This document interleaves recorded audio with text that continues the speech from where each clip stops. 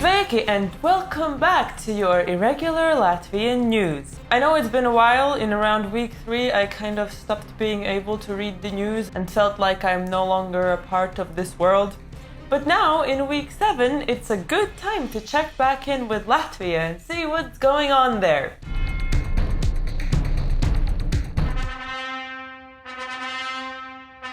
The initiative to legalize same-sex marriage in Latvia has gathered 10,000 signatures. In Latvia we have a portal called Mana Balss, which is the equivalent of change.org in the English-speaking world, and the idea is that if an initiative gathers 10,000 votes and is not a complete gibberish, then it automatically goes onto the work desks of our parliamentarians in the Saeima. And then they have to react to it somehow eventually, either by passing it into law or rejecting it or changing it. And from time to time they really do accept some initiatives. For example, one of such initiatives concerns speed cameras. When they were initially installed in Latvia, they didn't really seem to have a tolerance for small speed violations. The initiative that was published on Mana Balss and got 10,000 signatures called for the settings to be changed so that the radars had a 15 km per hour tolerance. They accepted it kind of.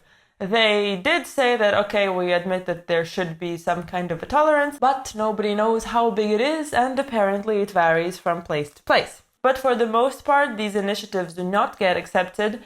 One of the loudest is about legalizing weed in Latvia, which gathered the 10,000 signatures long ago, but it's always been rejected. And this is also not the first time that same-sex marriage is on the table. So yeah, when it comes to same-sex marriage and same-sex couples' rights in general, while in many aspects Latvia is a progressive country, being gay is not illegal and there are laws in place that are against discriminating against LGBT people, when it comes to same-sex marriage, we kind of have a huge hiccup. Same-sex marriage is not legal. In 2005, after the first ever gay pride was held in Riga, which was met with, let's just say, not the greatest of support from the society, they actually changed the constitution to specify that a family, by Latvian law, means a union between a man and a woman. And as a result, same-sex couples cannot exercise the same citizen rights as heterosexual people. They cannot get married and get the benefits that families get under Latvian law. They cannot really adopt children together. Only one of them can as a single adult over 25. Also recently in an interview, a gay couple said that they could not get a mortgage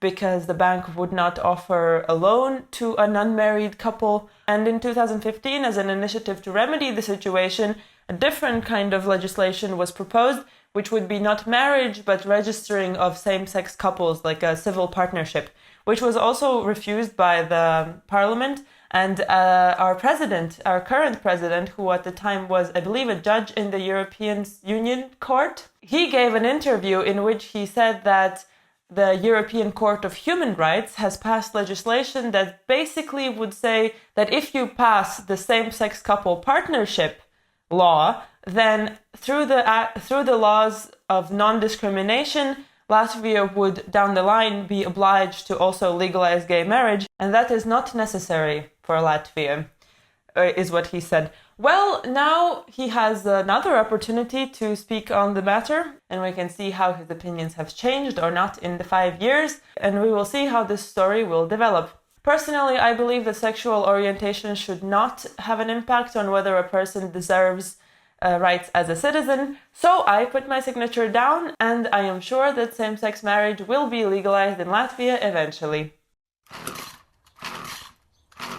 As we all know, Latvians are very crafty, talented and innovative people. And now, thanks to the good people at the Investment and Development Agency of Latvia, an online catalog has been created which showcases the products and skills and talents of our Latvian artisans. So the catalog is made in different sections. There are things for children, there are food items, there are beauty items, which was a surprise for me because I didn't know that there were so many cosmetics brands in Latvia, and furniture and so on. So far it's only in Latvian, but that should not be a problem because every page has clickable links that take you to the website of the company, so you can enjoy the catalog anyway. And here also I prepared for you a selection of, in my opinion, the most irregular Latvian creations. In the category for children, I nominate this stylish teddy bear made for a young genius and this Insta-worthy fishing net-inspired crib. And in the category furniture, I nominate these heavenly-looking baths and bathroom products and these repurposed wood tables. So yes, go check out the catalogue and support Latvian businesses. Telegraph. How Latvia has led the world against coronavirus pandemic. What a beautiful headline. So this was an eventful week for us. The Telegraph published this beautiful headline and very flattering article for the whole world to see. And so this article that all of the Latvians that I know quickly shared on their Facebook, like, look at us, is an interview with our Prime Minister in which he basically says that the Latvian success story and the reason why we have so little coronavirus cases and deaths is in large thanks to the very many early steps taken by the government before the first death of the coronavirus. And indeed, already on the 13th of March, before the first person had died, Latvia went into emergency mode. And while I applaud the Latvian government for having had such a quick and effective response, it is somewhat curious that there is such a low case count in Latvia, even though the rules of confinement are seemingly a bit less strict than in France, for example. I'm going by the fact that restaurants are open in Latvia, while here they're not. And so I thought about it. And while it could be the fact that the Latvian population density is relatively low compared to other European countries, or the fact that elderly people tend to live alone a lot in Latvia, or the fact that when they announced the 2-meter distance rule, that many Latvians actually reacted by asking whether it was necessary to be that close to one another. But I think that the virus has also simply shown how resistant and strong the Latvian people naturally are. After all, we must not forget that we are a nation built on garlic and protected by the gods of earth, sea and thunder. But it is also to see our government get some international praise, so I joined the Telegraph. Go Latvia! The 4th of May is a special day in the Latvian calendar because on this date we celebrate the restoration of our independence. And on this year, it is a big date. It is the 30th anniversary of the once again independent Latvian state. And so the celebrations would have been huge, but instead they are virtual, which is good news for me and you, people who are not within arm's reach of Latvia. So many institutions are proposing virtual activities, and I have compiled a list of highlights for you with links in the description. So if you are interested in history, the Central Library of Riga is creating a virtual exhibition dedicated to the 4th of May and the restoration of independence. And so you will get historic information, a list of books that treat the 4th of May topic, also excerpts from newspapers from the time and pictures. So that's a good place to start your exploration on that day. And also related to history, on the website kultura.riga.lv, there will be a video that will tell you about the history of our flag and national anthem, which I believe will only be in Latvian, but it's a good place to test your comprehension skills, and so I also recommend that.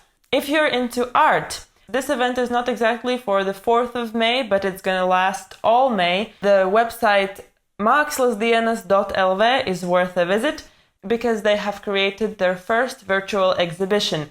So if you're curious about what Latvian artists are up to, you can find paintings, drawings, photographs, videos, sculptures and textiles on the website. Then, and I'm really excited about this one, great news from the Latvian National Cinema Center and filmas.lv, which is like our online movie database. On the 4th of May, from 11 a.m. to after midnight, Latvian time, a whole bunch of Latvian films will be shown for the entire world to see. So a thing to note, these films are not like a list available for you to stream. They will function like a cinema, so you have to be on the site at the right time in order to be able to view your film. The program is on Latvian time, so obviously you have to calculate based on where you are. In short, at 11 they will start with children's films, although it's kind of misleading to say children's films because Latvian animations are so cool that adults also often enjoy them. Then you will also get some older films, some newer ones, documentaries, and after midnight, a special erotic treat.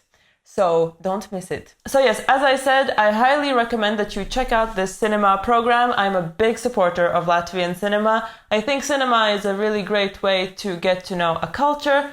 I was supposed to be organizing the first ever Latvian cinema days here in Strasbourg, which were supposed to be in the beginning of May, but I am glad that Latvian cinema is being showcased like this on the internet. So go check it out. And then to finish off, the project that I'm the most excited to tell you about, the Latvian Institute is publishing a new, innovative and interactive tool to learn Latvian and things about Latvian culture. And so this tool will be available in printed format, also digitally, and apparently also as an audiobook.